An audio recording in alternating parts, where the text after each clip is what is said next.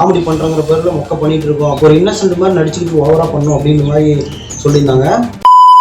வணக்கம். இன்னைக்கு நம்ம இந்த வீடியோல எதை பத்தி பார்க்க போறோம் அப்படின்னா, வாரிசு படத்துல இருந்து ரஞ்சிதமே பாடல் வந்து ரிலீஸ் ஆயிடுச்சு. அந்த பாட்டுல என்ன மாதிரி ஒரு காமெடி நடந்துருச்சு அப்படிங்கறத பத்தி தான் இந்த வீடியோல பார்க்க போறோம். வாரிசு படத்தோட ஹீரோயின் யாரு அப்படின்னு பாத்தீங்கன்னா நம்ம ராஷ்மிகா தான் இந்த வாரிசு படத்தோட ஹீரோயின் அப்படின்னு சொன்ன உடனே தளபதி ரசிகர்களும் சரி, சில ஜென்ரல் ஆடியன்ஸும் சரி, ஐயோ வேணானா காமெடி பண்றங்கிற பேர்ல மொக்க பண்ணிட்டு இருக்கோம், ஒரு இன்னசென்ட் மாதிரி நடிச்சுக்கிட்டு ஓவரா பண்ணும் அப்படின்ற மாதிரி சொல்லியிருந்தாங்க.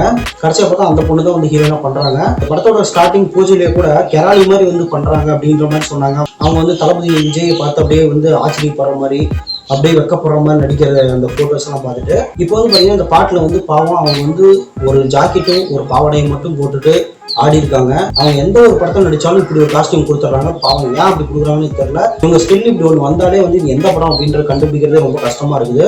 நேற்று வந்து இந்த பாட்டு ரிலீஸ் ஆன உடனே நிறைய பேர் வந்து ராஷ்மிகாவே பார்க்கல. ராஷ்மிகாவை பார்த்தவங்க கூட என்ன சொன்னாங்கன்னா, கரகாட்டக்காரன் படத்துல வர கோவை சார்ல மாதிரி தான் இருக்காங்க அப்படின்னு சொன்னாங்க.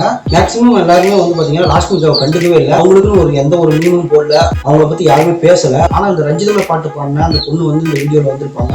அவங்களுக்கு நிறைய பேர் ஃபேன் ஆயிட்டாங்க. அவங்கள பத்தி நிறைய மீன்ஸ் வருது, நிறைய வந்து அவங்கள பத்தியும் பேசுறாங்க. இப்படி ஒண்ணு ஆகும்னு சொல்லி யாருமே எதிர்பார்க்கல. படம் வந்ததுக்கு அப்புறமாச்சு ராஷ்மிகா பத்தி பேசுறாங்களா அப்படிங்கிறத பார்ப்போம். நன்றி, வணக்கம்.